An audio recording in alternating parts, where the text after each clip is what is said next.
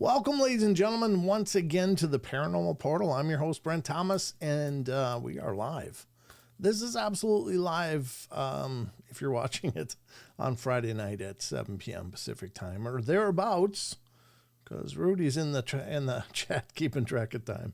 So God bless you, Rudy. Yeah, I do have a clock, believe it or not. It's just not always does everything start out as quickly as it's supposed to. It's kind of the nature of being a one-man show and trying to man everything, and that's going to get annoying as hell, isn't it? I think we're going to do away with that. Is it better over here? Little pumpkin flasher. Just thought, wow, I have that sitting here. Wonder what that'll do. Other than annoy me, not much. So there you go. Strobe effects are great in no light or very low light, but not in this light. It's just terrible. So hopefully, yeah, Annie says portal time is all the time. That's a good point, Annie. Yep, there is no schedule here in the portal. We just do what we do as quickly as you can do it. Mr. Brian Bowden's in here. Good, an incredible guy. Ladies and gentlemen, if you're not familiar with Brian Bowden and his body of work, you should get familiar with him. He's got an incredible show of his own right. I had the pleasure of meeting Brian in person at the Missouri conference, and just a hell of a guy. I just have really, really loved meeting all those people, of course, but I really enjoyed meeting Brian. Brian was one of those guys. I met him.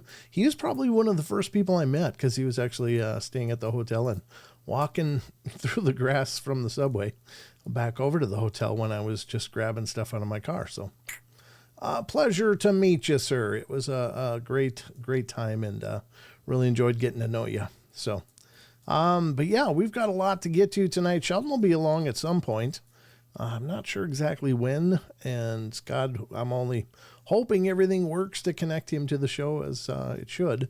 But again, Wednesday night was my first show in well, it felt like forever, but it was maybe just a week, but it felt like forever. And I had to do some updates beforehand. So just hoping everything works out as it should. Let's see. Am I forgetting anything? Is there anything else I wanted to put on the front end of the show here before we dove into all of the magic that is the Paranormal Portal? Again, the Paranormal Portal, if you're not familiar with it, if this is a brand new experience for you, this is a show that encompasses all of the paranormal. Now, it's quite a common misnomer that paranormal means ghosts. Paranormal includes ghosts, but paranormal also means Bigfoot. It means Dogman. It means strange phenomena. It means UFOs. It means everything in between. Anything that's not normal is paranormal. So don't be fooled that this is just a ghost show. Thank you, T-Bone, for putting Mr. Bowden's channel up there. Appreciate it. There's the link in the chat if anybody wants to check out Mr. Bowden's shows. Brian's a great guy. So yeah, we got everything here, but good to see everybody over on Rumble. I got Car Juice, Barbara Mora, and Chris is over there so far. So CD Riggins is over there, or C Driggins. I'm not sure which way it's supposed to go, but anyway, Chris, it's great to see you all over there in Rumble, and hello to all of you over here on YouTube, and hello to any of you that are over on Facebook Live, or if you're on Twitch or X, you could be either place. Could be any of the above. I'm streaming to 5 platforms as it is, so wherever you are, thanks for joining, but let's talk to those who are here in the YouTubes. Let's take a look at what's going on over here in YouTube. So I'm going to get the participants list up and have a look. We got Annie Manuel, we got Bill Simone, Deb Varner is here, Eric Fry is here, Jem is here, John Stevenson is here, Justin Kemp is here. Somebody come in, or did something jumped? Annie Manuel, Aussie, Bill, Deb, Eric, Jem John Stevenson, Justin Kemp, Karen Alberding, Man from the West 420 is in here. Giddy up. Mickey G is here. Hello, Mickey. Another fun person that I got to meet. Wonderful person. Her and her son, Brandon. Wonderful people. New England Dirt Roadie is here. Owl 13 is here. I'm here. Phil Funk is here. Rachel gets it right. Sir Brian Bowden. T-Bone is here. Olerson is here. Good to see you, Olerson. Thanks for coming in, brother. Vincent Sanchez is here. Yeshua Reloaded. That looks like the roster of chatters currently, but it changes quite a bit. Codex of Curiosities just popped in, and I don't know who else popped in. Jojo popped in. Elaine Clifford just popped in. So hello to everybody. Chris Jarvis, good to see you. I think I got everybody, so that's where the shout outs are going to end. But as you come in, please say hello, and I will say hello to you. Deborah Neighbors just came in. Good to see you. Just keep letting me know, and I'll be watching for you as much as I can. I've got a lot of things going on, as is my job. I'm supposed to talk a bunch, and so I do. But Sheldon will be along as quickly as he can be. Hi, Jojo. Good to see ya. Let's see. Anything else? Nope, I think that's it. So that brings us up to speed. And the speed of the portal is variable. Today it feels a little slower. Good to see me back. Good to be seen, Eric. Thank you. Just had a hell of a 3 weeks, as you may know if you tuned in the last Wednesday's night's show. Talked about the event that was over in Missouri. Talked about being sick the week before that. And then I talked a little bit about Vernal. And, of course, it's just been a hell of a whiplash series of weeks lately. But, T-Bone's rolling in deep, folks. God bless you. Oh, look at that. Mr. Bowden shows up and gets a free membership from T-Bone. T-Bone gifted 5 memberships, ladies and gentlemen. Sir Brian Bowden got one. Kitty Caddywhack got one. Congratulations. Shellbell got one. Great to see you again, Shellbell. I didn't see you come in. Luke Griffin got one, and Jason Finch. You guys are now all, I guess, trial members of the show. And hopefully you find some value in it and choose to continue. But if not, thanks for being a member for now. I'll take whatever I can get. So, of course, we're going to be getting into the news here momentarily, folks. And then we're going to get into the article we picked up from Thought Catalog. Then we're going to get to what the hell is that? I got several things to show you on what the hell is that tonight.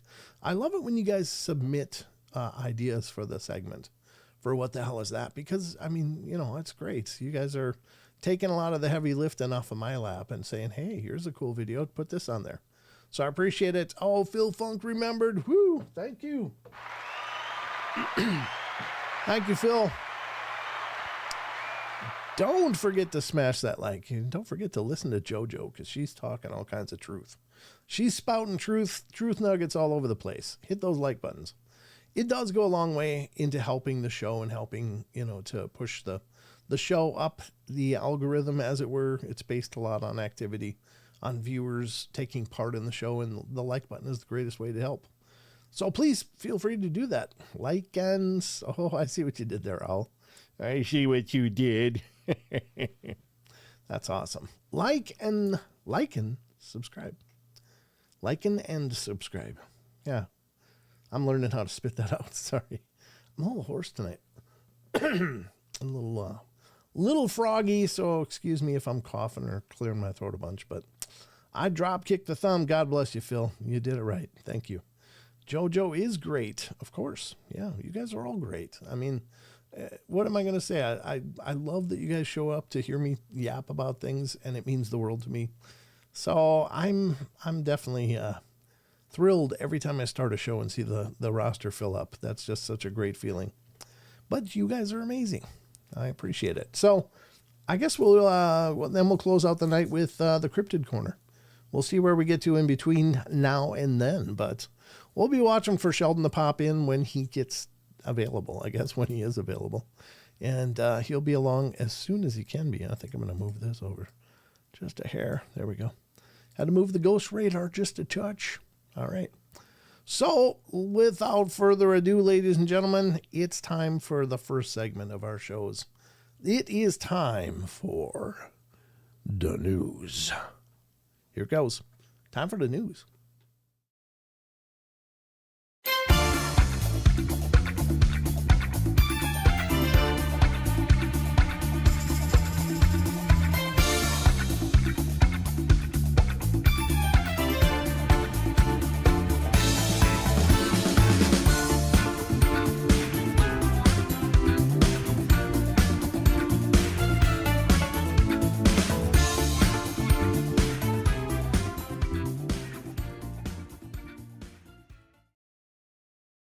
again.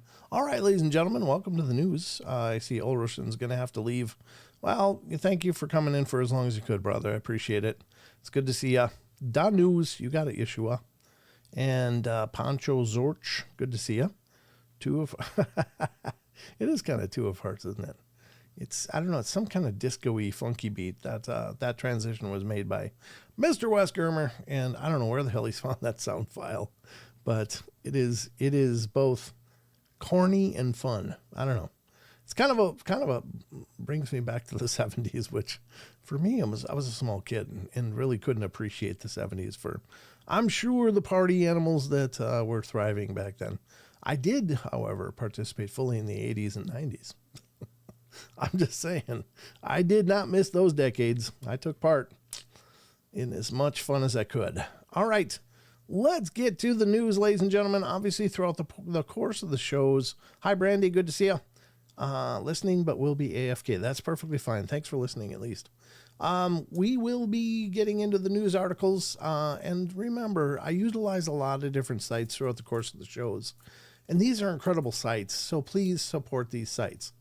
Now, the reason I keep saying that is because these sites are often self-funded. They're self-managed and edited, and these people are really busting their tail to put out the best sites they can. And the very least we can do is just try to, acknowledge the amazing sites that they are putting on. Try to bring them support and traffic, because traffic really does equal revenue for these site owners. So we definitely want to keep them around. So I wish YouTube didn't do that. Well, it keeps wanting me to roll ads as I'm doing live shows, and it's like, no, there's enough ads when it's not live. We don't need to add ads when it is live. So I will not pollute your experience here in the portal with ads as I go live. If you see them, if you see ads when you're watching one of my videos, it is not live, because I do allow videos on the not live ones. So anyway, let's get these sites some love. Please give them your support. And if you ever leave messages on their boards, their message boards or comments, let them know the portal sent you. I don't get paid for any of that. It's just, I want them to know that we appreciate them and what they're doing. So, all right, let's get to the news. The news, ladies and gentlemen. And let's get up the browser. That didn't sound right. Let me open up the browser that has the news in it. All right, the first article is coming from the staple for the news, actually. On explain-mysteries.com, we're diving into a UFO phenomena sighting. And that is not placed well, is it? Let me move it over. I have to reposition it depending on the segment. Here we go. Mysterious V-shaped object spotted in the skies over Los Angeles. I don't know. I guess that's it. That looks pretty bizarre. Generally speaking, the V wedges are normally sighted with 3 lights, one on each corner of the 3. Sometimes there's a red light in the middle. That's a pretty classical description. However, this looks like it has a hell of a lot of lights. Looks like 1, 2, 3, 4, 5, and then another 4 over here. So that'd be 9 lights. If these are each individual lights, they could be reflected light from another light source like the sun. I don't know what we're looking at really, but it certainly doesn't look like an airplane. But let's check it out. 2 residents managed to capture footage of the object when it appeared above the city back in August. Exhibiting an unusual black V shape with 2 rows of lights illuminating each side, the peculiar object was observed over Los Angeles for a period of 28 minutes from around 11 p.m. back on August 23rd. The sighting quickly attracted a great deal of attention after it was submitted to the National UFO Reporting Center, or NUFORCE. Sorry about that. It stayed in the same area for about 25 to 30 minutes for the first time I saw it, one of the witnesses wrote. It moved around a little bit, but it didn't go too far. At the end, it just flew off in the south direction until I just couldn't see it anymore. Some speculated that the object was some sort of advanced craft, while others dismissed it as little more than a drone, perhaps one used as part of an aerial light show or a promotional stunt. According to UFO researcher and filmmaker Mark Christopher Lee, the former is more likely. I'm convinced that a lot of famous UFO incidents are basically highly advanced terrestrial technology that is 30 to 40 years ahead of what we think they have, he told the Mail Online. According to New Force, there have been several similar sightings over Los Angeles this year, and you can check out the clip for yourself below. Here's the thing. I do realize that there is advanced technology. I do realize the military does create things that are top secret or above top secret, and we just don't know about it. What I can't get behind and what I can't buy is that they're going to test fly these things over populated areas. It just doesn't make any sense. That's never, ever been the protocol for testing out experimental aircraft. Flying it over populated areas, I don't buy that. And maybe I'm alone in that, and maybe my idea isn't very well grounded. But generally speaking, that's why there is the Groom Lake base. It was made specifically for test flying experimental craft. And it's way out in the middle of nowhere. And it's not flying over houses and population centers. Because if it's an experimental craft, they don't know if it's really as flight ready as they think. So I just don't understand why suddenly the military would abandon, the better part of 100 years of flight testing protocol and just start flying this crap over neighborhoods and malls and stuff. I can't get behind that. It doesn't make sense. So believe what you want. Hello, Pancho. It was great to meet you, brother. Pancho Zorch. He and his dog Sabo were wonderful. They're wonderful people. It's good to meet you.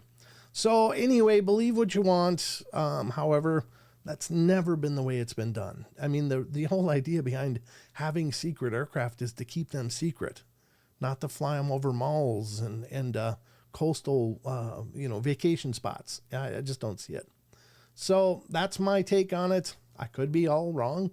I'm probably all alone in that, but I just think you got to consider that stuff, folks. It's just not normal protocol for testing military experimental aircraft over populated areas.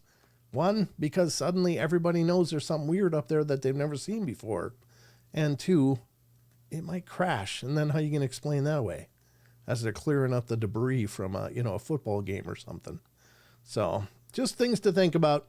I appreciate that, man from the West 420, but I appreciate your endorsement of my idea. However, it's, come to whatever conclusions you want. The show will never be about that, but let's have a look at this video and see what this looks like. Looks like it's coming from Suspicious Unknown Phenomena with 48 subscribers. So I don't know what other videos they have, but definitely support that channel, folks. Go give them a visit. It's called Suspicious, Unknown, Phenomena. All right, let's see what the video they captured is. Getting rid of that sound right away. UFO over Los Angeles, August 30th, 2025.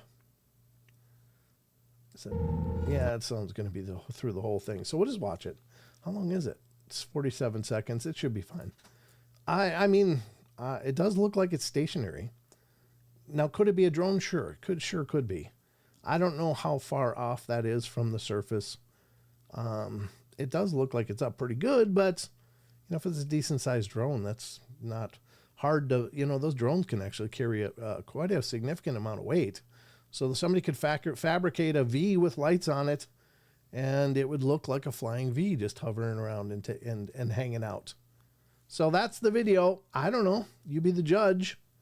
I'm not saying you should think it's a UFO. In this image, that's clear. If it was just fabricated around a drone, it would have had to been, I don't know, it looks like it would be a little bigger than the drone itself, because you can't see any remnants of the drone if it is a drone, and this is just a fabricated mounting on it. It's not to say it couldn't be. It's certainly up there high enough, and this image has obviously been blown up. If we were to watch it again, let's have a look. I mean, it's obviously darker. They lightened up that main image for the use of the display, but it's really well lit. I don't know, but it doesn't follow the standard TR3B or triangular aircraft, UFOs that have been reported, because I've never heard of one with this many lights on it, with just that series of lights on the both front edges. But anyway, there it is. You be the judge. Is it real? Well, it's really there. I just don't know if it's UFO or not. So we'll leave that up to your guys' consideration. All right, let's get to the next one, because there's more. Here's a mysterious creature that was apparently filmed in Kalamalka Lake, Canada. And so let's go to this one from unexplained-mysteries.com, article number 2. Unexplained-mysteries, creatures, myths, and legends. Women films. Does that sound right? Is it women films? That seems wrong. It should be woman films, right? I mean, even if it was more than one in the party, only one person's filming this, right? Anyway, sorry. Don't mean to get hung up on grammar, but that just hits me hard, and it's hard to read because my mind doesn't want to read that way. Woman films mysterious creature in Kalamalka Lake, Canada. I don't know where Kalamalka Lake is, but I'm sure they'll let us know. And I guess that's Kalamalka Lake. I don't know if this is the object or not, or if this is just a wave. Well, let's see what it says. A recent lake monster sighting saw a stunned witness record footage of something moving across the water. The mysterious encounter was reported recently by Allison Tink, who had been walking along the Okanagan rail trail, when she spotted something in Kalamalka Lake, British Columbia. This is up in your neck of the woods, Chucky. Is Chucky here? I don't know. Yeah, it is near Chucky. I don't know what happened. It just sort of came into my realization that there was something out there, she said. And so I opened up my camera and I started filming it. Well, it went up for about 42 seconds and then it just disappeared. Sure enough, the footage shows some sort of black shape moving across the lake, and although it's difficult to determine exactly what it could have been, while there have been sightings in Kalamalka Lake, it's not nearly as well known for its monster legend as Okanagan Lake, which is home to Ogopogo, or Scotland's Loch Ness. And then, of course, there's Lake Champlain with Champ.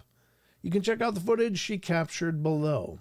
Oh, well, there you go. What do you think it shows? This is coming from, what is it? Castanet News?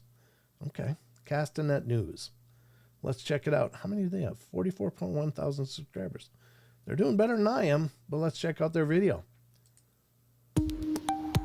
Let's not check out their song. It's raw. It's raw, ladies and gentlemen. Here we go. Oh.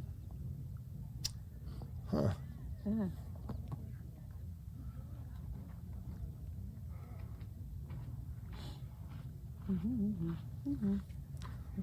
It's just humming a little rhyme.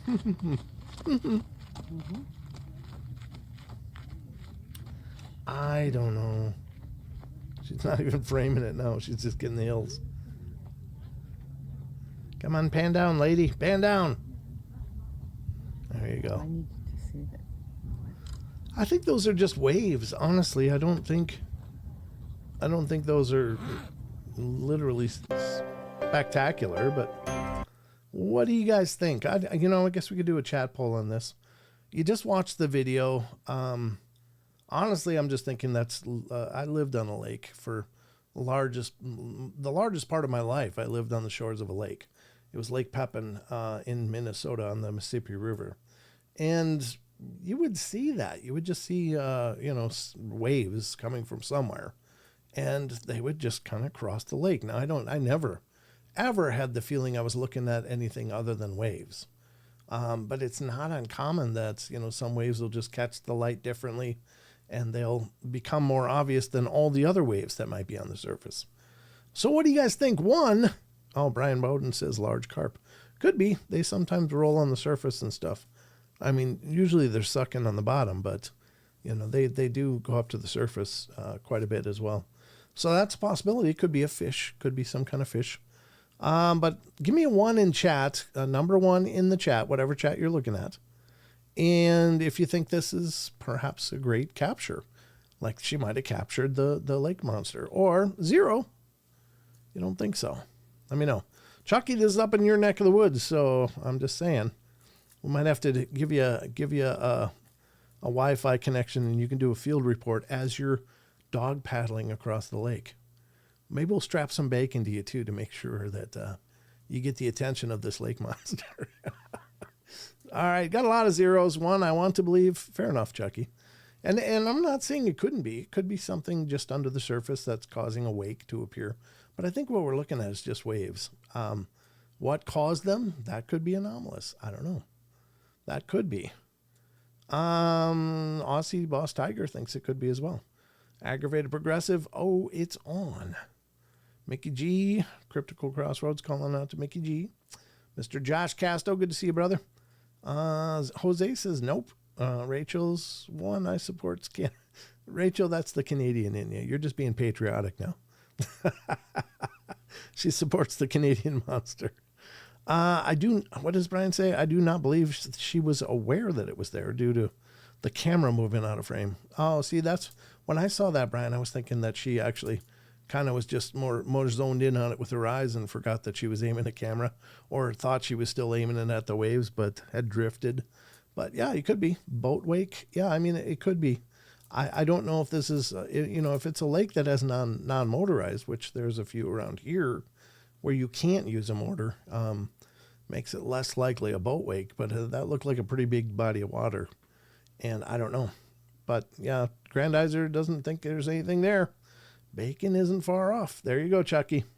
I think he just volunteered, folks. As a Marine Patrol officer, if a wave gets dark, they have to be off of something, and it's longer. So this would be more of a shadow than a wake, in my opinion. Well, I appreciate that, Sparky's Paranormal and Outdoors. Absolutely. Any input you can offer is always beneficial to the discussion. And again, I don't pretend to be an arbiter of truth here. I don't know what the hell any of this stuff is, really. But I find it all fascinating. So every idea is valuable. Please, anybody else has ideas, throw them in the chat. It only helps us possibly come to better understanding. So that's great feedback, though. Okay, I'll go with D, not enough information to determine. Fair enough. Yeah, and that's the bottom line. I mean, what do we have to work with? We've got 40 seconds of some cell phone recording, and that's it. And I don't know. What happens to it? Why did she stop filming there? Or did they just cut the clip there? I don't know. But and please don't ever think that I'm not open to the idea of there being lake monsters. I sure am. I think that we have a lot to discover about our natural world. And even things that we think we know all about, I think we're still discovering a whole lot of things. So certainly waters are not our most explored areas, even though, there may be generations of people that have fished that water. I've never seen anything. Well, nobody's ever seen anything until they see something, It's like the classic Bigfoot stories. I've been out in those woods all my life and never saw nothing until one day. And then everything changes. So nobody sees anything until they see something. And who the hell's looking for lake monsters all the time? Nobody. Probably. No, most everybody is not. So it doesn't surprise me.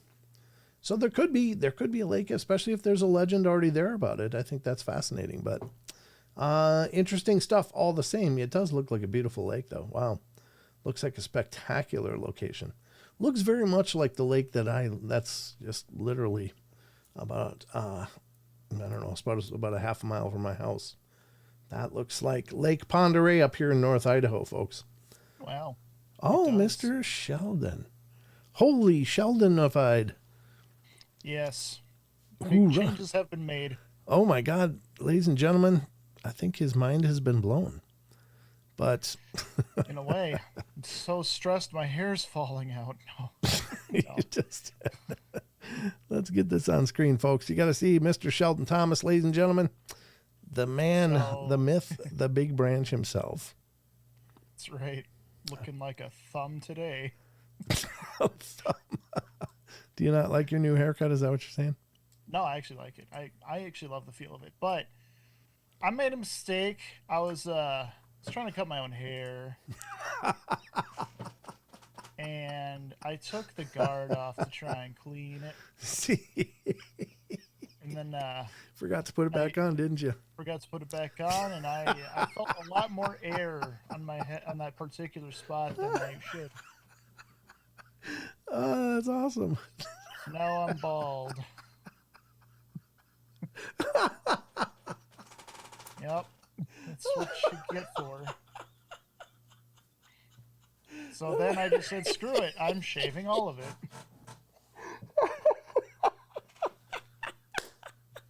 That's so awesome.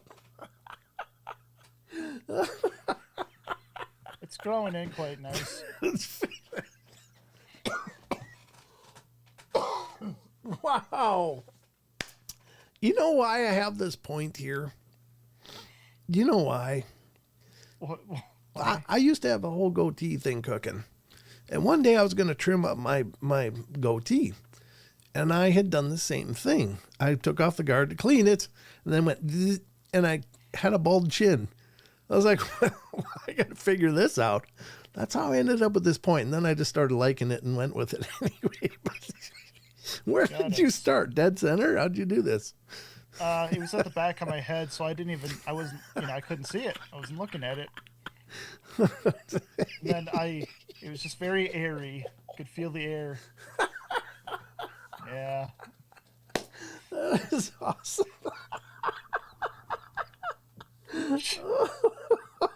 Wow. That just kills me because I managed to get a little chin, but man, you hit the whole head. It looks fine. Right. I'm a cue ball now. I know. It's not that it looks bad. You've had short hair like this many times in your life. You know, when you've served, of course, you had short hair, but Jeez, I didn't realize how shiny my head was. Now that I'm looking at in the camera. Oh my God. Yeah, very Full Metal Jacket, Sheldon says Vincent Sanchez. That's right. There you go. Well, he did serve, folks, so there you go. Yeah, this is the fourth time I've had my hair this short in my life, so yeah. Rachel says you're very handsome, Sheldon. Thank you, Rachel. Someone's not laughing at me. I'm not laughing at you. I'm just laughing at You're laughing with me. No, I'm laughing because I can totally relate. But mine was only a little chin patch. I couldn't imagine if I had hit my whole head like that. I mean, I'm always wearing a hat anyway. I could be completely bald under here, but of course, it's not the case, but I could be. You can't, I don't know why I look so much more bald in the camera. I actually have like a 1/4 inch of hair. But I look completely bald in that camera angle. I don't know why. No, it's not your camera angle. It's your lighting. You have an overhead light, and so it's hitting the head, and yes. that's why it's more shiny. But I see. Yeah, Sparky's Paranormal and Outdoor says, "Bro, I got you. I normally do a number 1 on the sides and a 2 on top. Looks clean. It does look fine. It's just I just didn't. I thought you were doing it on purpose, and then when you told me the story, it just killed me. That was funny." No. I mean, I'll admit, I think I might do this every summer because it does help me keep me a lot cooler than I expected. So I might do this every summer. There you go. Yeah, why not? And just make it your thing. And of course, it's a great way to clean up and just get rid of the split ends. That's right. All the split ends. So Sheldon, I don't know if you saw the video. Did you see the video? No, I just got here. Basically. Okay, it's coming up on screen now. I'm playing it again. You can weigh in on this since you're here. Grandizer digs your hair, by the way. Oh my Thank God. you, Grandizer. Josh says, "Oh my God, Sheldon is totally shaved." Not quite. He says he's got about a 1/4 inch cooking there. There's the claim that it might be a lake monster. Do you see it? Oh, I see it. Yeah. Any thoughts? Wind at a specific point? I don't know if that would kick up a wake that big. It's either a boat or something just under the surface. But I think, there's a lot we're not seeing, of course. And he's really aiming up. He's really aiming up high. Yeah, I think she might have lost track of the fact that she was recording and just was looking at it with her eyes. Probably. But interesting. Oh, it's moving. It's like... Yeah. How could that be a boat? Well, it's not a boat there, but it could be a wake from a boat. Because it's very specific Like it's just in this area, so play it again. I actually am. Oh, It'll come up pretty quick here for you. That's too isolated. Well, but there is more waves up here too. Let's click back here. I want you guys to look. There is other waves here, but I think this is where the light is the most shadowed, because like if it was a boat that turned, whatever waves are most towards this person are going to be the more shadowed, I guess. But there is other waves up here that are not as obvious. So it looks very, very isolated, but I think it's a whole band of wave. Oh, I kind of see. Yeah, okay. But okay. I don't know. It's interesting. And could it be something under the surface kicking up a wake? Sure. Yeah. I don't discount that it couldn't be. I just don't know if it's enough to say. Oh, God. There's two of them here. I don't know if it's enough to say, look, there's a lake monster, because I caught this random wave. And that's my take on it, I guess, essentially. So that was the article there, but there is more. So wow. Let's get. Oh yeah, I suppose. Yeah, Granderson said, "Thank you to you and Brent for doing that vid at the conference, the walkthrough, and seeing other vendors." Oh yeah, I suppose I haven't really gotten a chance to talk about it, have I? No, I guess not. You haven't been. I mean, as always, PhenomCon is amazing. It's amazing to meet all those people and see all those faces and talk to all those people, even people interested in telling their stories. It's always such a great time. It really is. Yeah, it truly is. And it's growing more and more every year. Yeah, it was totally sold out this year. Like usually they sell tickets at the door, but this year it was like, nope, PhenomCon sold out. And it was well before the event. So yeah. But you had a good time, right? Oh yeah. I always do. Always do. Yeah, it was a lot of fun. It's a bit of a drive, but it goes quick, doesn't it? Oh my God, the drive went so much faster than I expected. Yeah. When we were driving down there. Yeah. Yep. And coming home went pretty quick too. They both did. Except I was obviously coming down with something and spent the next week sleeping. Yeah, you were so sick. Yeah, I really was. But yeah, that was cool. So we got one more news story to get to, and then we can move on. And this one is from Space and Astronomy Files, and it's no surprise, folks. I think one of the acronyms that is used to explain NASA is never a straight answer, and this would seem to play into that pretty well. What am I talking about? Well, according to unexplained-mysteries.com, NASA Space and Astronomy Files, NASA plays down the idea that Interstellar Visitor was made by aliens. I think they're talking about the Atlas 1 that's moving in, or it's 3i Atlas, I guess, 3i Atlas. And this is the one that Avi Loeb thinks could be artificially created, not a natural object, because of some trajectories that have happened, some weird signals that apparently have been caught coming from this thing, and potentially light that's being emitted from the object itself. So where it's heading, I guess, right now towards Mars. It seems to have done another trajectory changed its course, and is now heading directly towards Mars by the sounds of it. So let's read what the article says. There have been numerous rumors in recent weeks concerning the nature of the interstellar comet 31 Atlas. Comet. I guess I didn't know it was being referred to as a comet, but okay, makes sense. Harvard astronomer Avi Loeb raised eyebrows recently when he suggested that the object, which has been traveling at high speed through our solar system, might be an artificially constructed probe sent by an extraterrestrial civilization to explore our region of space. Sorry, had to cough. Oh. Arguments in favor of this conclusion include the probe's suspiciously direct trajectory through the inner solar system, its current composition, and the fact that it seems to be producing its own light. If future data will indicate the absence of a cometary tail, we'll be faced with the tantalizing possibility that it did not inherit a random velocity in interstellar space, but instead was sent towards the inner solar system by design, Loeb wrote. The consequences, should the hypothesis turn out to be correct, could potentially be dire for humanity and would possibly require defensive measures to be undertaken, though these might prove futile.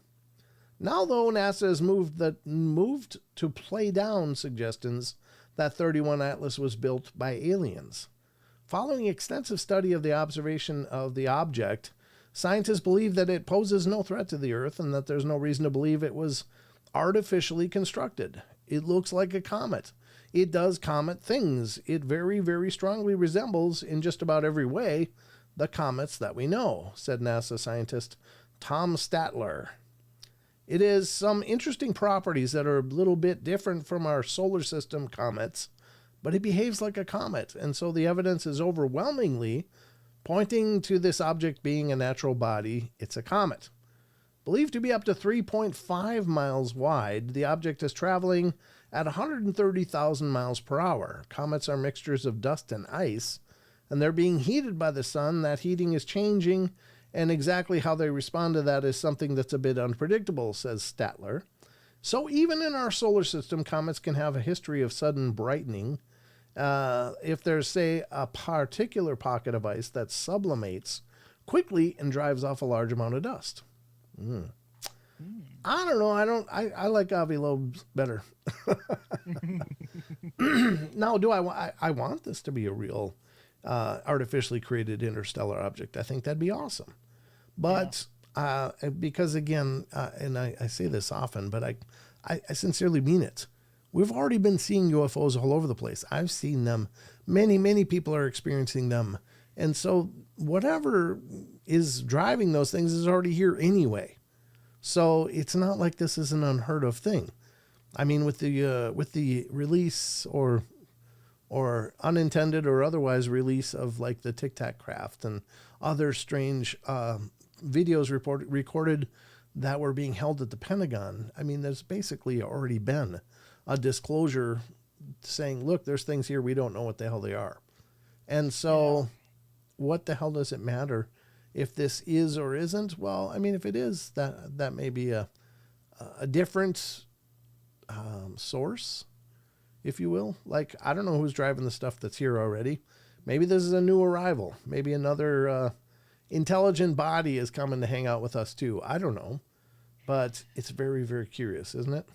Yeah, I mean, I feel I agree with you. We're kind of past the point of like, guys, trust me, these things are out there. They're real. I mean, there's been so much official confirmation that there's some crazy stuff here, and here's some footage of military aircraft dealing with it or confronting it with the Hellfire missile and bouncing right off of it. Yeah, exactly. You know, we're kind of past the point of like, guys, trust me, these things are real. They're out there. We're past that point. Yeah. Yeah, I think so too. And you know, especially for those that have witnessed it directly. You've seen a saucer object. This was right after mine, or was it before? I don't know if it was before or after, honestly. That's very interesting. Two different parts of the country, though. Yours was in Minnesota and mine was in the north of Idaho out here. But I think mine was before. Yeah, it's just, I guess it could have been. I don't know. It's all a blur in my mind now. Thank you, Sparky's Paranormal and Outdoors. I guess he's heading out. Tickle the heart. Or if you're not leaving, then thank you for the endorsement to hit the subs and likes. I appreciate that. That's right. Hit that like. Right. So I just wanted to acknowledge that. Grandizer says, I think since, 2001? Do you mean 2001 or 2011 or 10? We've had a few other comets or meteors coming close to Earth or predicted to get close to Earth. Yeah, 2017. Okay. Oh. Yeah, I mean, the Oumuamua was another one that exhibited a lot of strange properties, and he was the one that basically made Avi Loeb more of a household name to those interested in the UFO stuff, because it was, a Harvard professor of astronomy, and he's saying, hey, I don't think Oumuamua was just a natural rock object. I think it was alien technology. I guess because of the shape of the thing, as well as a number of other factors and how it made its trajectory around the sun to come by us. It was a lot of big question marks. So anyway, flying saucers, little green men from Mars. You got it, Mike. They might not be from Mars, though. It looks like this one's coming from outside of our solar system. So probably not from Mars. Plus, I think just overall, I think I'd rather have a giant saucer heading towards us than a mountain-sized asteroid heading toward us. Yeah, absolutely. Yeah. I mean, yeah, good take. Because, like, if it's, what did they say? How many miles? 3 miles? 130,000 miles per hour. 130,000 miles an hour, but how big? 3.5 miles wide. And 130,000 miles an hour, that's like a planet killer if it hits us. Yep. That's game over, reset kind of stuff. The only thing to survive would be like cockroaches and bacteria probably. So, yeah. Not good, but anyway, interesting stuff. I guess, like I've said before, we like to throw ideas back and forth about this. But honestly, we're all going to find out sooner or later once it moves into a more observable place where we can really get some ideas of what the hell this is. Or if we don't hear anything, that's when you got to worry, because that means they're not telling us something, So either we'll hear it's a rock or we won't hear anything, and then we'll go, hey, why aren't you telling us about this? And they'll just go, nothing to see here, move on. That'll be it. And then we'll know they're covering something. So anyway, that's the news, folks. Those are all the articles I had pulled up for our adventure today into the news. So I guess we'll get back to the rest of the show. All right. Yes. We're going out.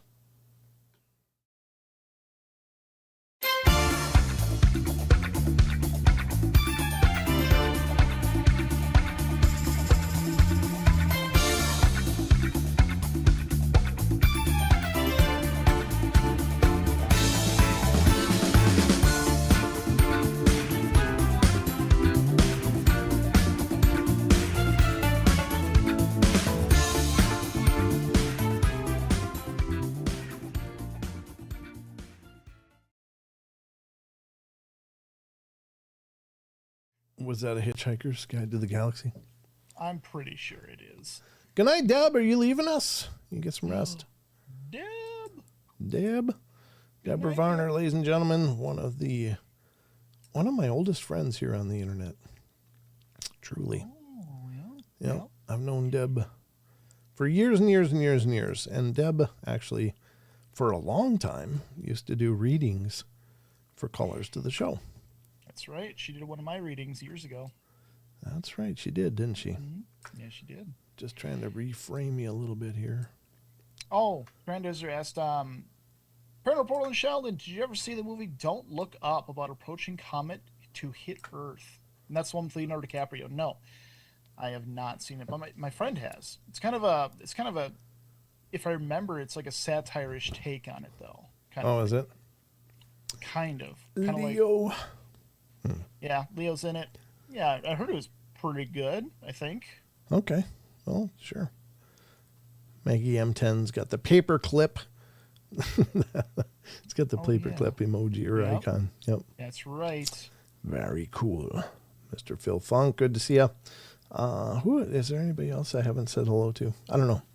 Yeshua Reloaded too? Yeshua. Yeah, I said hello to Yeshua before. Amen. Yeshua. Ancient precursor to the name Joshua. Oh, really? Yeah. All right. Yeah. Yep. True story.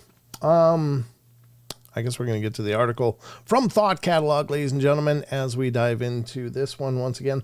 This is an article is from thoughtcatalog.com, another amazing site, just saying. Its article is written by Stephanie Shaner, and it was last updated in 2020, it looks like. And this is 11 paranormal investigators reveal their most bone-chilling experiences. There you go.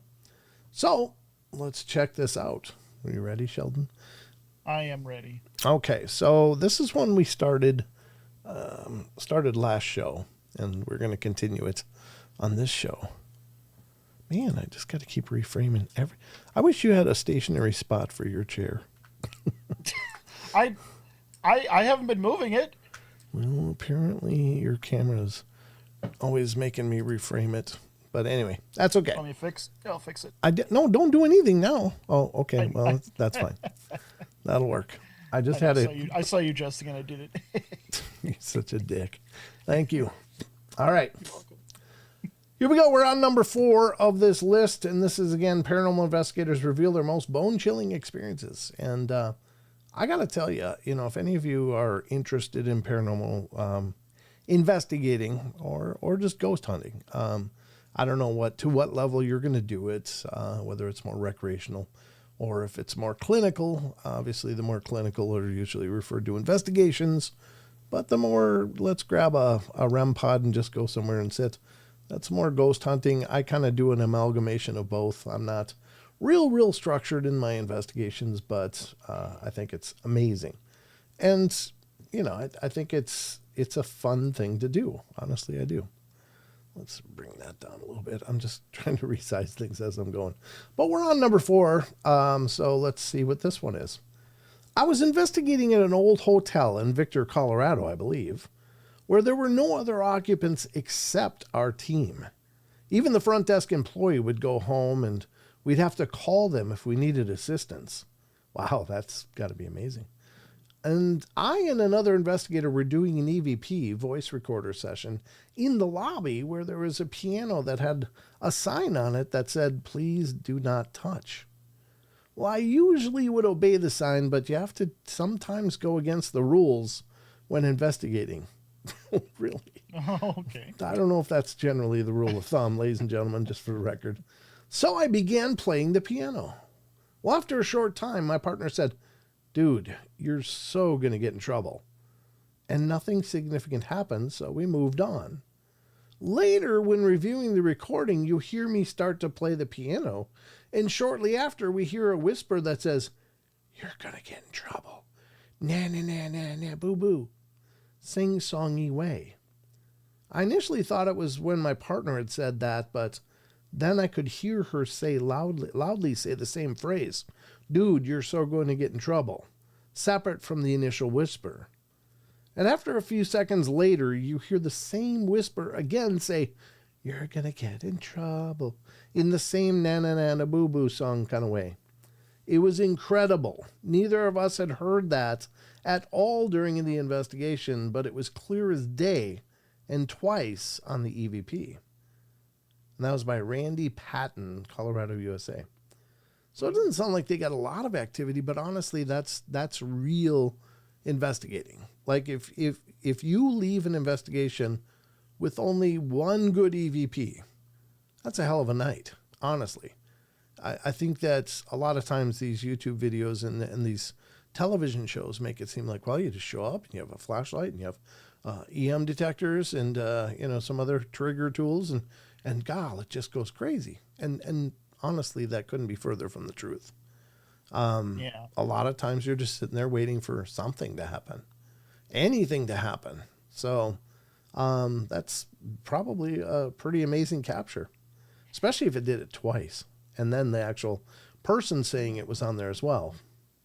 I wish they would put an actual sample recording. Yeah, it'd be neat. But I will say, too, that sometimes EVPs sound absolutely crystal clear to the people doing them. But when they play them for other people, it can be more ambiguous. Like, what? What'd you hear there? Or it's like, it said, "Don't go into the kitchen." Well, what? How'd you get that? I've noticed that a bunch of times where I've listened to EVPs and people say, "Here, watch, it says you're going to die if you don't leave." And then you turn it on, it's like,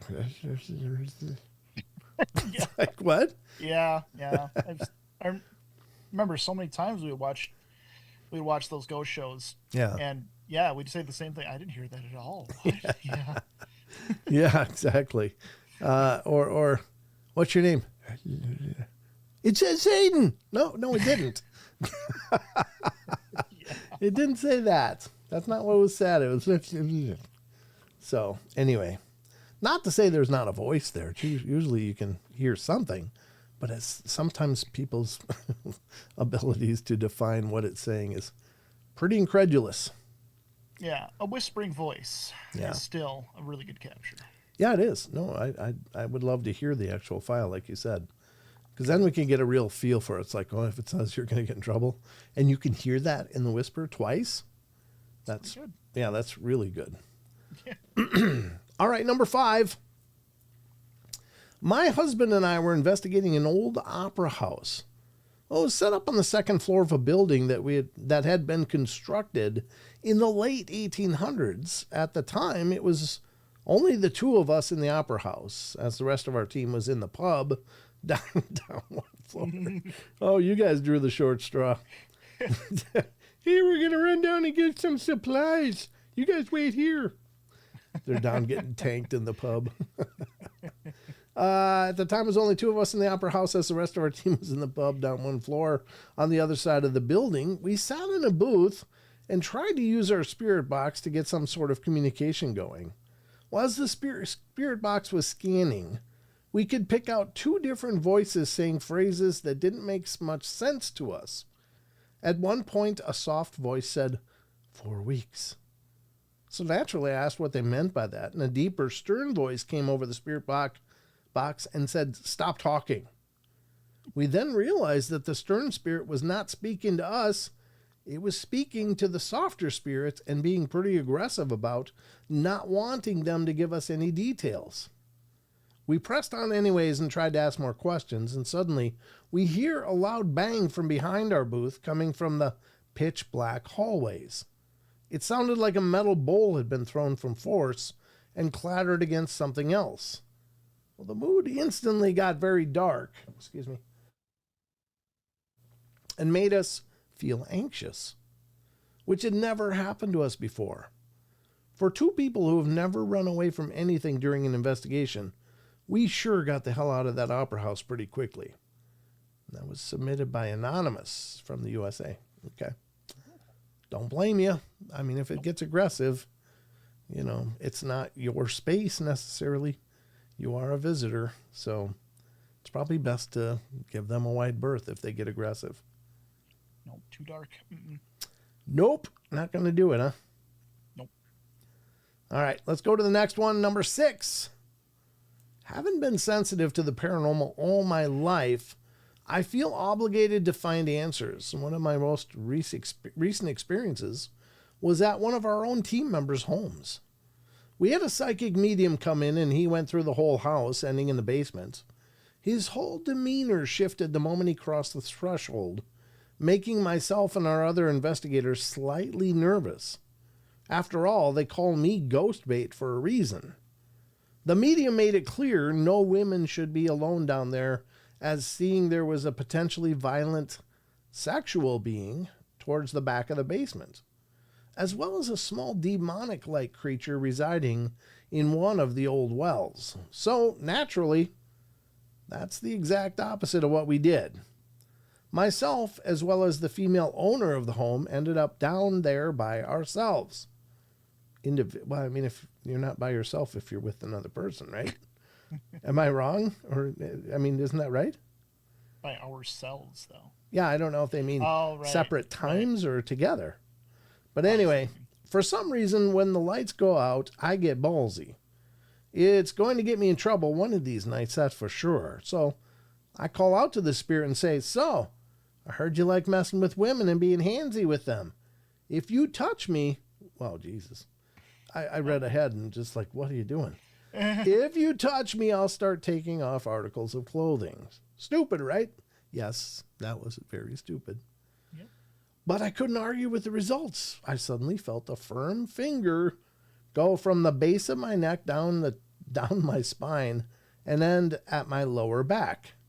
Before anything, I try to be a skeptic and I check for wires, things hanging from the ceiling, something, anything. But nothing was there.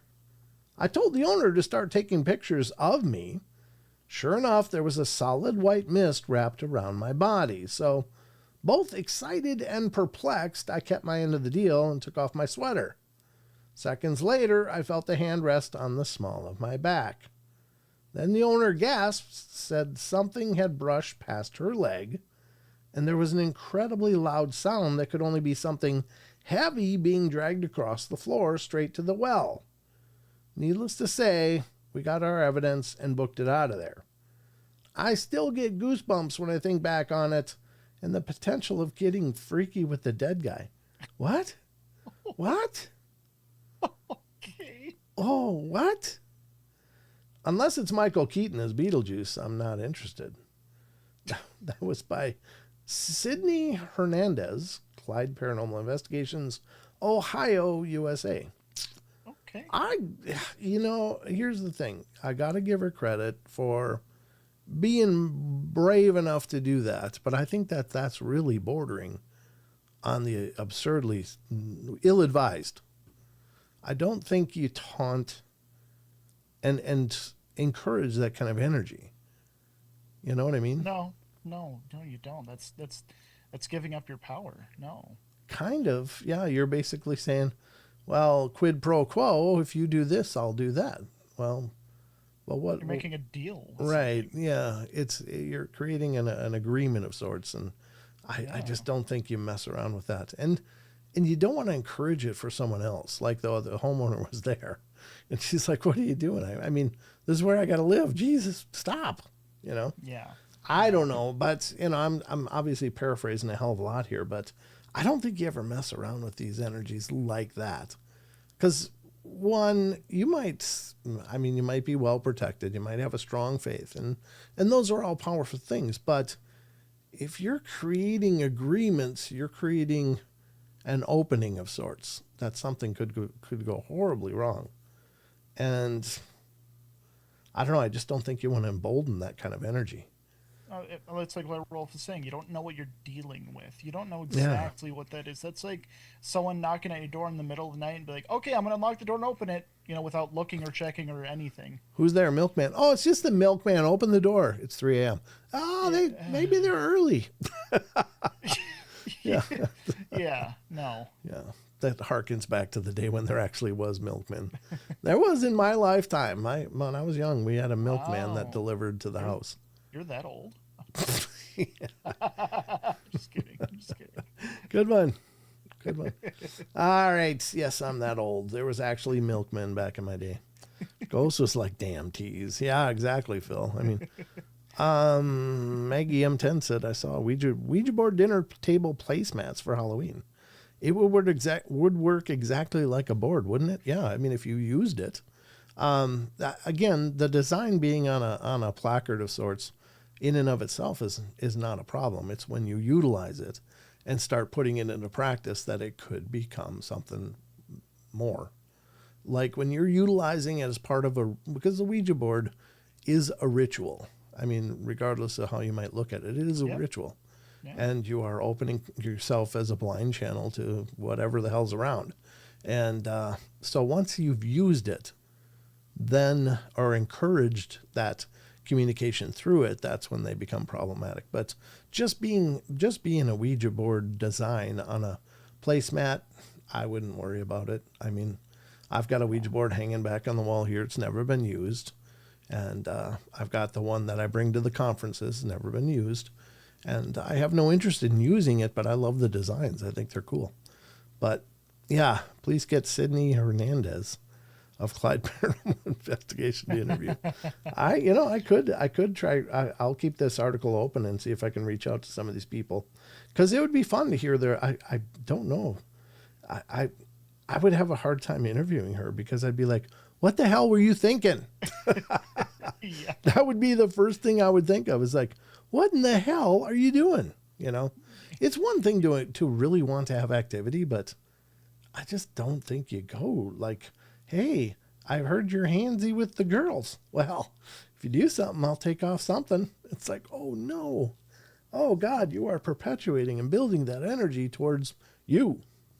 Well, the thing is too, is this person says that Clyde Paranormal Investigation, that, yeah. Doesn't that say that they're experienced enough? They should know better. They should know better. You're right.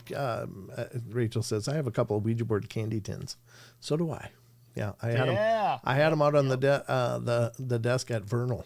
And we read them all day. Yep, we were snacking on those things. She's right though; they're not really good, but they're okay. Yeah. Nom nom. Yeah, we were nom nomming. Brent, when we were young, you could go down the street and pick oranges or lemons off a tree at the neighbor's yard, and vice versa. Yeah, that's cool. Yeah, our neighbor has a peach tree or a pear tree. Nobody ever tends to, so we water it and we go and harvest peaches or pears. I keep saying peaches, pears. Green things. Yeah. But yeah, it is. I recently sold my Ouija board at the antique store, and I have a booth at. I never used it, so whoever bought it should be good. Yeah, they should be. I mean, it's just a design. It's no different than a Homer Simpson placemat for your cereal bowl until you use it.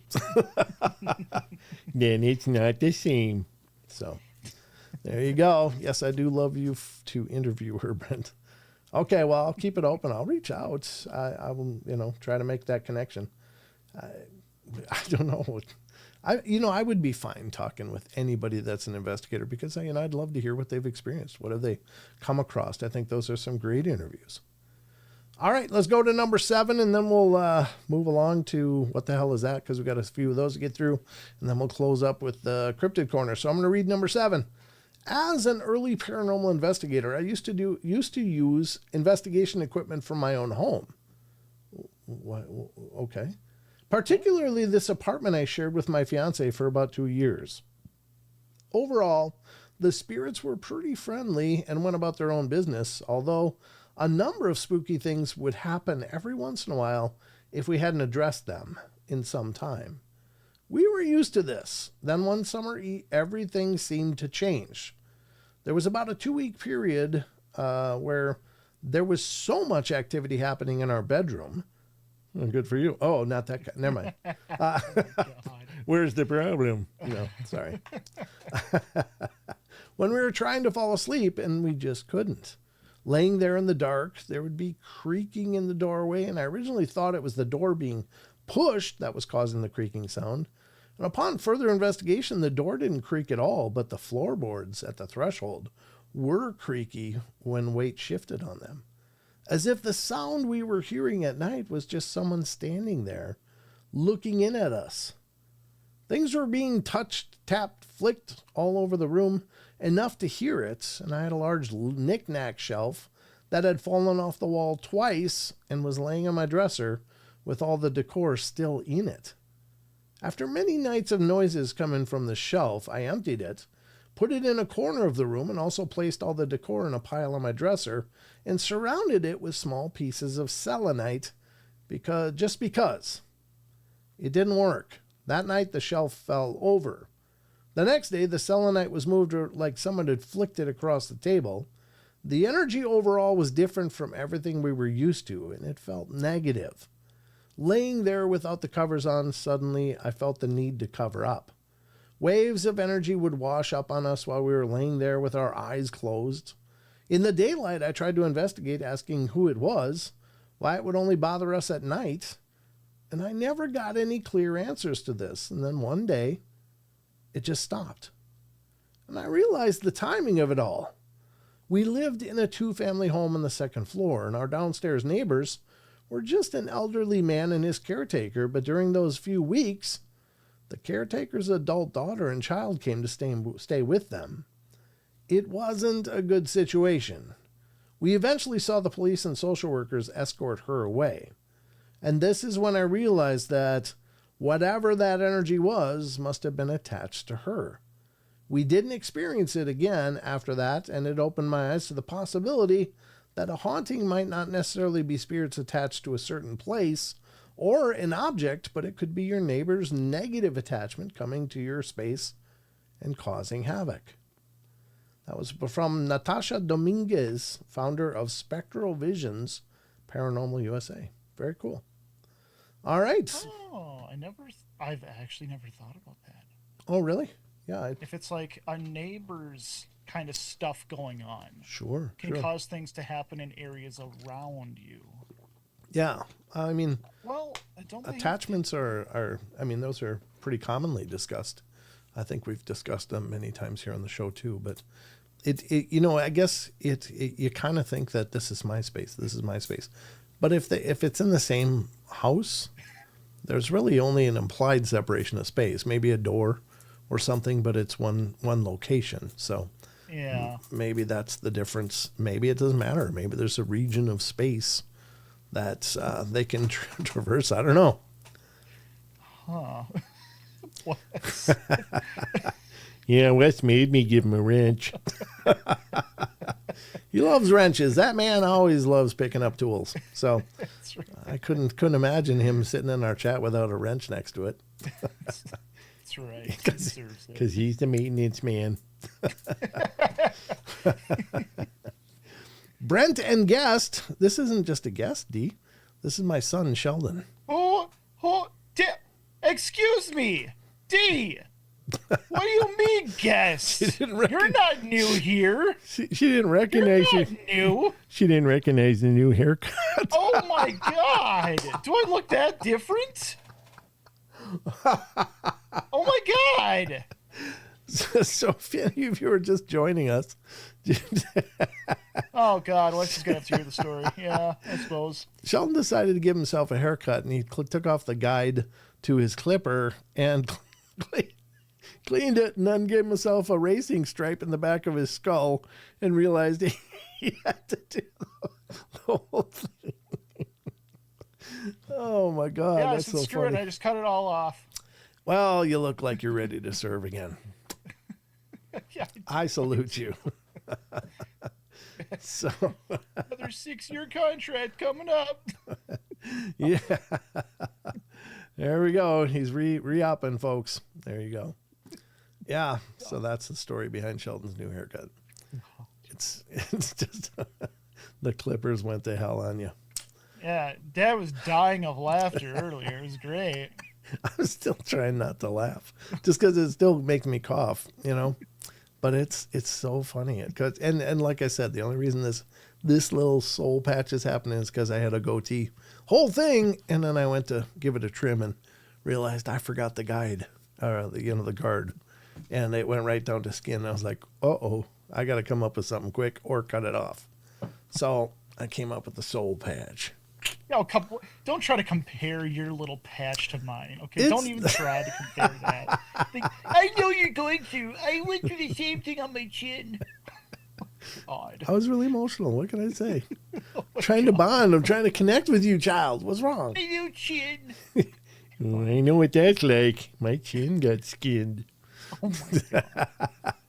You're like a third-degree burn victim, and I got like a little owie on my finger. Yeah, that's like what you're comparing here. You know what, Rachel and Yeshua, you guys are right. I'm more aerodynamic. I can get places faster. You guys are right. It's like a billiard ball. All right.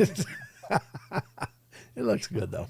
If you had some people don't look good like that. I mean, they don't. Now, Wes really can't say too much because that man's clean. He's not. Oh, yeah, that's right. So you could just tell him it was your homage to. That's why he's awfully quiet, because he knows he can't say anything. That's why he's so quiet. No, I'm pretty sure he can say whatever he wants. Oh, that's funny, and usually does, for that matter. Yeah. All right. Here we go. No, he didn't want the news theme back. I don't know why. Oh. Consquatch, I heard you threaten to take back the news theme, Sasquatch Chronicles, if you didn't get a wrench. Yeah. So anyway, that brings you up to speed, but it's time for the next part of the show, folks. The next part of the show has to begin now. And that's where we're getting into this.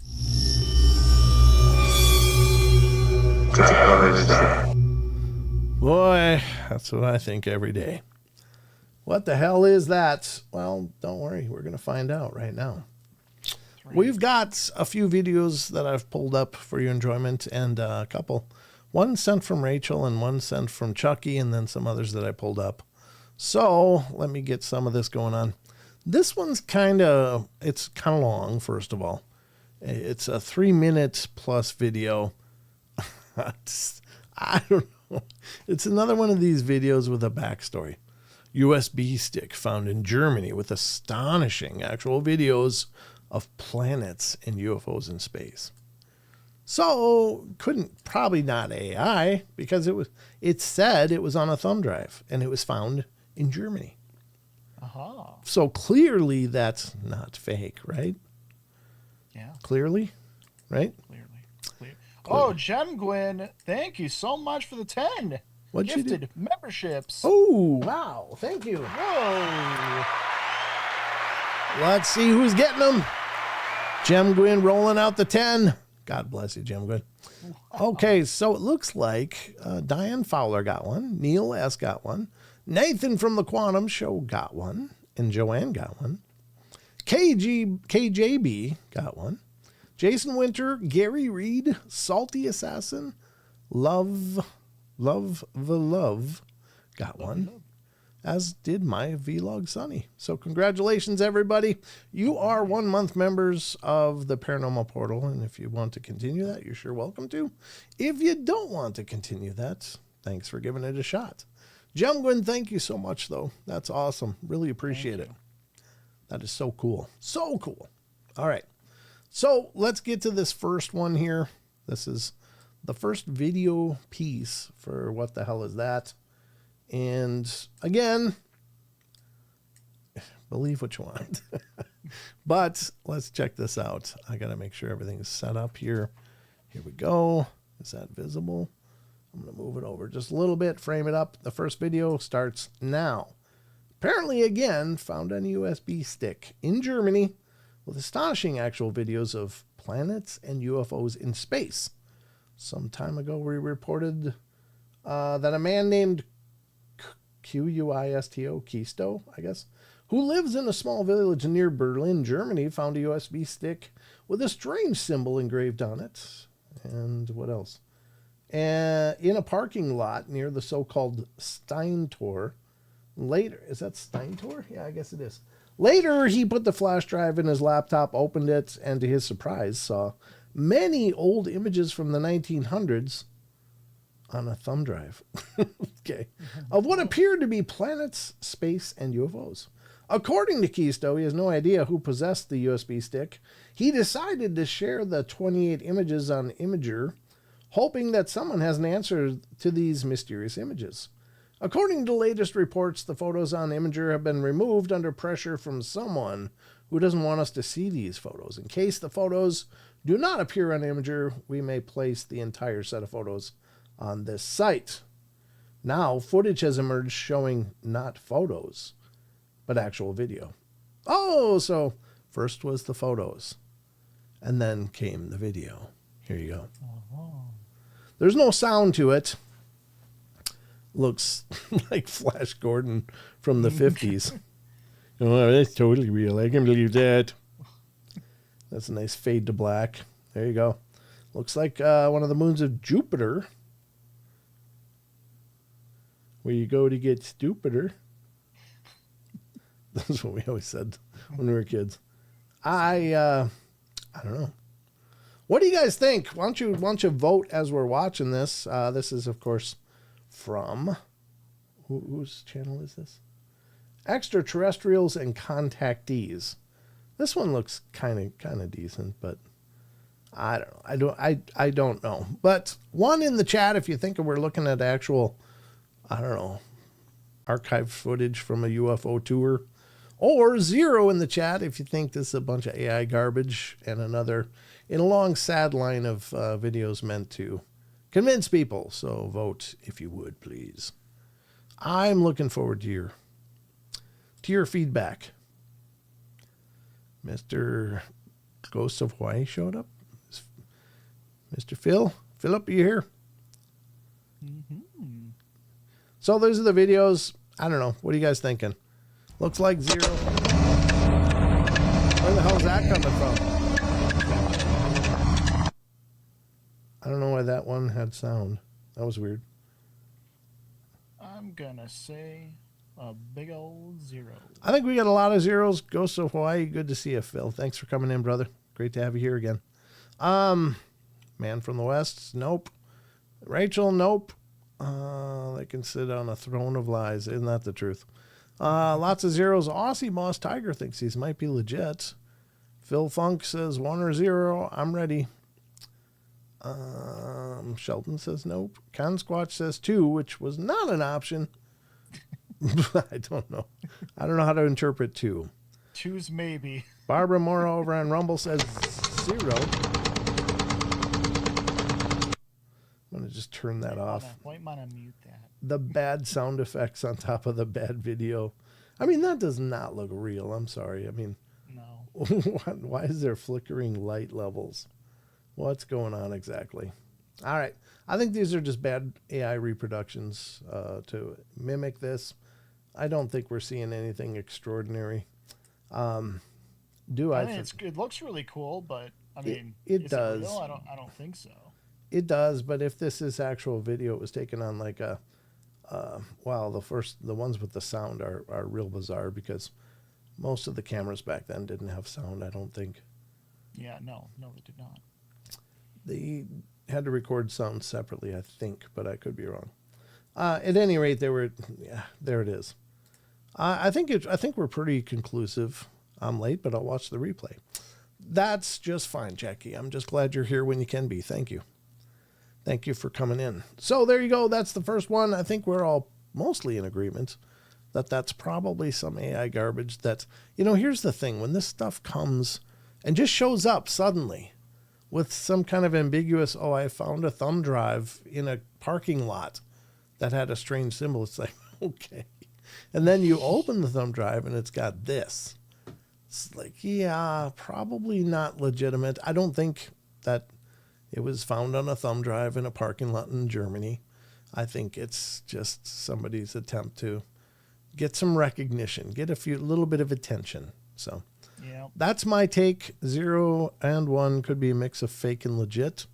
Yeah, it could be, but I mean, if it was filmed with maybe an 8mm camera, the old wind-up cameras back in the day. I mean, the quality is just too sketchy. So I don't blame what Ghost is saying either. As a side note, I do think AI is amazing technology for what it can do and really cool things what it can do. But he says I hate AI for the most part, and I kind of agree with that because you look at footage like this, and you look at some Sasquatch footage and other footage, and now you have to question everything.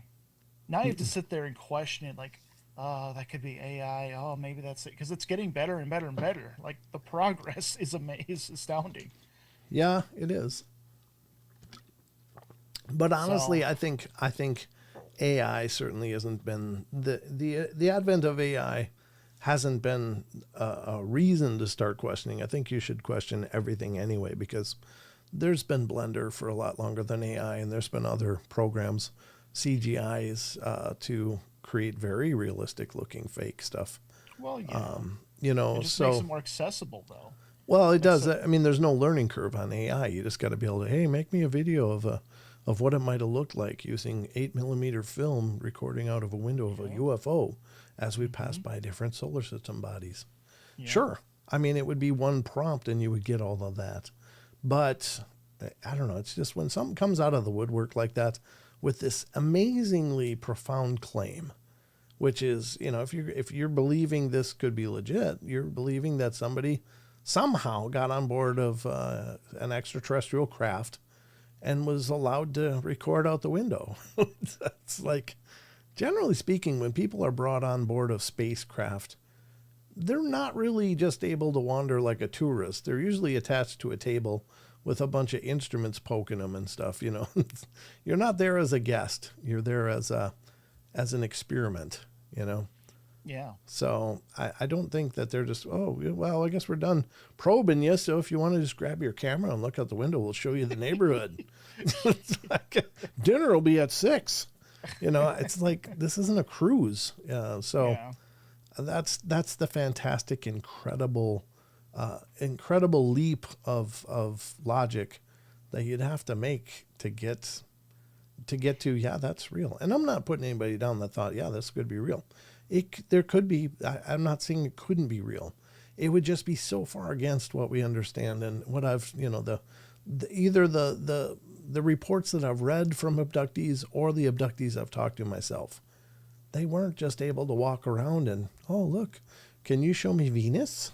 It's like they were generally there to be poked and prodded and, experimented on in some weird, bizarre ways with, ways that we can't understand. But they weren't just left to wander, Yeah. So, while drinking Dairy Queen Blizzard while looking out the UFO window. yeah, exactly. It's like, hey, I'm getting a little hungry. Can we hit a drive-through on the way? Yeah. Would you like a Happy Meal? Yeah, exactly. Yeah. It's just. Sorry, go ahead. No, I think I've already said what I was going to say anyway, but I was just going to repeat it. But what were you going to say? I really like Chucky's thoughts here. I just read this. I heard a really interesting theory today about a lot of time slips or sightings of cryptids or extinct animals that are actually just accidental remote viewing. Makes me wonder how many events are actually just accidental use of spiritual gifts. You know, it's kind of funny that you're saying that, Chucky, because one of the theories that I've been working with for a while now is that we are facilitating these events because there's only one common denominator in every report and every experience we have, and that is that there's an experiencer. But the interesting thing comes into play when you look at groups of people being together and having some kind of experience, but all three experience. Like say it's a group of 3 people. Sometimes you'll get 3 very different experiences. One person may hear a disembodied scream. Another person may see a free-floating mist, and they're like right next to each other.